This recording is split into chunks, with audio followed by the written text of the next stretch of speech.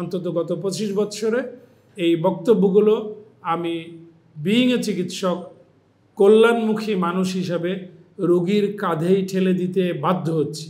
যদি সরকার এগিয়ে না আসে, যদি স্বাস্থ্য পরিবার কল্যাণ মন্ত্রণালয় অথবা জাতীয় ক্যান্সার গবেষণা ইনস্টিটিউট এবং হাসপাতাল দায়িত্ব পালন করতে কোনো অডস ফেস করে, রোগ কিন্তু এনাদের দিকে তাকাবেন না। কিছু প্রতিবন্ধকতা থাকে, যেমন অর্থ, যেমন রাষ্ট্রীয় ব্যবস্থা।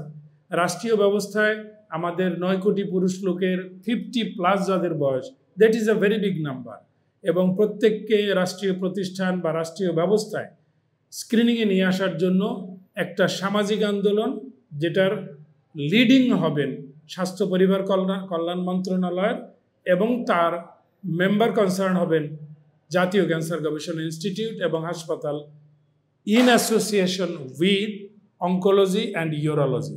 ডে বাই ডে আমাদের আর্লি এইজে যখন আমরা ছাত্র, বলাই হতো প্রোস্টেট ক্যান্সার খুবই লেট বয়সে, অর্থাৎ 60-70-এর, এবং অনলি বড়লোক দেশে অর্থাৎ পশ্চিমা বিশ্বের রোগ।